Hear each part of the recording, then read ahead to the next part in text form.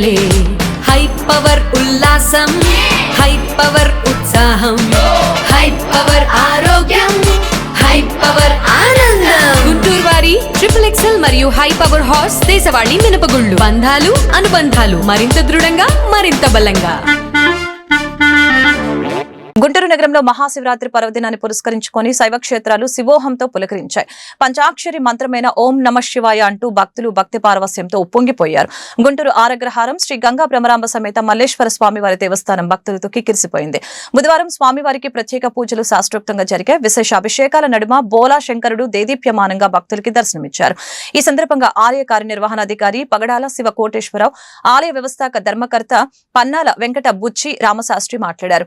మహాశివరాత్రి పురస్కరించుకొని స్వామివారికి జరుగుతున్న పూజా వివరాలని వివరించారు. అలాగనే లింగోద్భవ కాల మహాన్యాసపూర్వక ఏకాదశి రుద్రాభిషేకం శాంతి కళ్యాణం ఘనంగా జరుగుతుందని తెలియజేశారు. అలాగనే స్వామివారికి 108 రకముల విశేష పూజ ద్రవ్యములతో అభిషేకం శోభాయమానంగా నిర్వహిస్తామని చెప్పారు. గుంటూరు పట్టణం ఆరగ్రహంలో చేసిన శ్రీ గంగా బ్రహ్మరాంబ మల్లేశ్వర దేవస్థానం నందు ఉదయం 4 గంటల దగ్గర నుంచి మహాశివరాత్రి పర్వదినం సందర్భంగా మధ్యాహ్నం 1 గంటల వరకు మాన్యాస అభిషేకము జరుగును.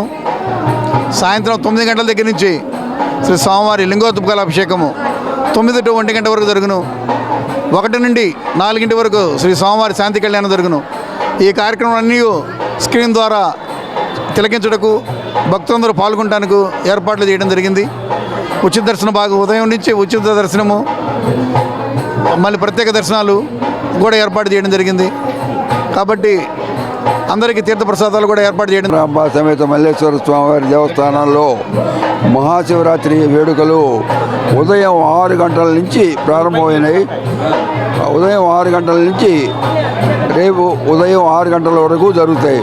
వాటిల్లో మొదట ఏకాం, తర్వాత అభిషేకాలు, ఆ తర్వాత మాన్యాసపూర్వక ఏకాదశి రుద్రాభిషేకాలు, ఆ తర్వాత కళ్యాణం, ఆ తర్వాత కళ్యాణం అయిన తర్వాత స్వామివారి పుష్పోత్సవం అయిన తర్వాత తెల్లవారులు జాగరణ ఉంటుంది.